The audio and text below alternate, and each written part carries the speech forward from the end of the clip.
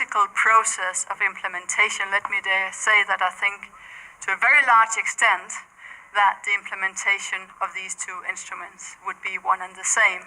So when we work in Nepal, for example, we work based on both instruments, and we make reference to both instruments. And of course, the strength of ILO Convention 169 is that, I mean, there's a lot of discussion about the legal status of the UN Declaration, and it is at least some kind of evolving customary international law, but of course there's no doubt whether or not the convention is legally binding on a country once it's ratified. But although it is legally binding on the 20 countries that have ratified it, even there we see huge implementation gaps. So the practical process, the political process for implementation will be, I think, largely the same. One advantage of having the convention ratified, and I think that is going to be very important also in the case of Nepal, is that it comes with institutionalized mechanisms for supervision. So as Fatik said, Nepal now has to report on submit their first report on the convention. It's a very comprehensive report format that will touch upon all the issues of the convention and will be used as a baseline against which we can measure progress in the future. Implementing such comprehensive instruments is not an easy task. We're talking about long-term processes. We're talking about overcoming historical injustices, historical discrimination.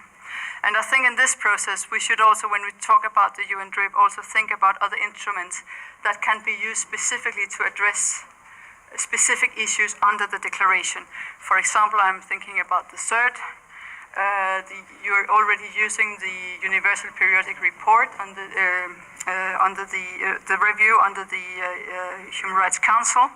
From the ILO, we are pushing a lot to raise awareness and test ILO Convention number 111 on discrimination in employment and occupations, because this is an issue that is affecting indigenous peoples all over the world, but which has been ratified by more than 150 ILO member states. So this is an instrument that is in force in most Asian countries and which can be used to address issues, for example, of employment of indigenous peoples within the public sector, but it can also be used to talk about indigenous peoples' traditional occupations. For example, shifting cultivation, which is the livelihood of many indigenous peoples in Asia, and which in many countries, for example, I think in Nepal, has been prohibited by law, or is strongly disencouraged also through donor support. And I think that there's a potential there for using Convention 111. You mentioned also issues of forced labor, of child labor. Unfortunately, as in other regions of the world, as in Latin America also, issues of forced labor and child labor do have an indigenous face. So some of the experiences generated, and I will try to be very brief now, experiences generated under Convention 169, I think can also be used when we look at how we are going to address the implementation of the UNDRIP. As already said, let's look at long-term processes, let's look at inclusive processes where we try to get all partners on board, government institutions, indigenous peoples, development partners, UN agencies, and let's try to come up with a prioritized plan of action. Because if not, as you already mentioned in the case of Nepal, the implementation process may even create conflict if you have no consensus about what to do, in which pace, etc., etc. And this, of course, is very important for a country like Nepal, which has just come out of an armed conflict. Establishment of institutionalized mechanisms for consultation and participation. This is the cornerstone of Convention 169 and also very strong in the declaration. Mechanisms for consultation and participation that should be institutionalized, should be permanent, that should promote a constructive dialogue. And that is why we say consultation and participation, because consultation or free prior and informed consent seen only as a reaction is actually more of an emergency brake than the right to constructively put forward your own proposals. Link implementation and supervision, build capacity of all partners, including traditional institutions. I think you also touch upon that, Jenny, and in many places we see how UN agencies or donors or governments are pushing new institutions, and they are thereby undermining indigenous peoples' traditional institutions. I think this is an area where indigenous peoples in Asia are very rich. They have their own institutions, customary law, and these should be supported in the process. Research, I think we need much more knowledge on specific issues, the importance of shifting cultivation, the status of customary law, etc. So just very briefly, there's an article in Convention 169, it's Article 2, which says that the governments have the responsibility to undertake, and here comes the key words, systematic and coordinated action to implement the convention.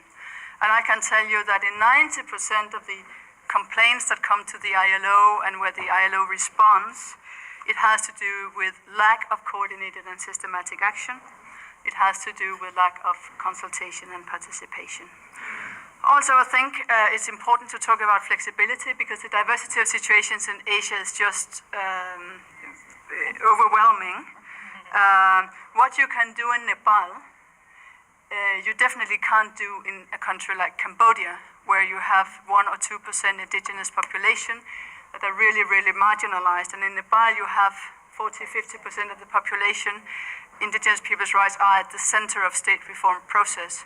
While in Cambodia, for example, what we can do there is, we're supporting indigenous communities to have themselves registered as a legal entity with a long-term view of perhaps at some point gaining community rights to land. But there's no single indigenous community in Cambodia that has the right to land, and their political capacity to influence government is almost non-existing.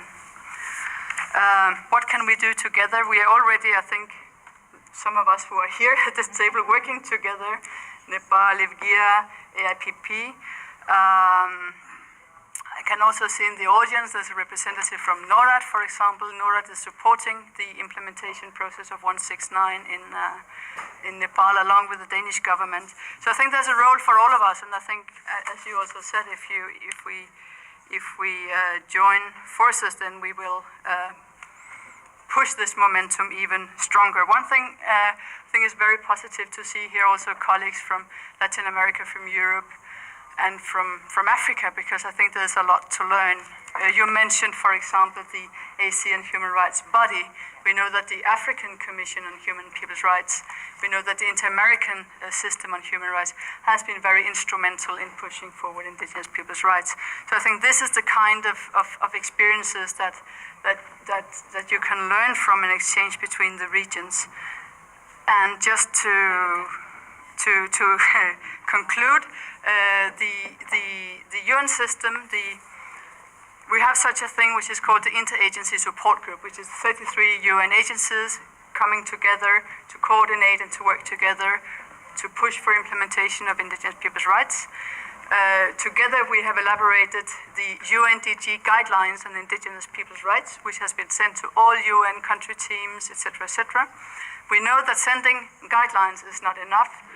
So now we have established a committee that progressively is providing training to UN country teams, so that hopefully also the UN as such in a more coherent way will take on this challenge to support the implementation of the declaration.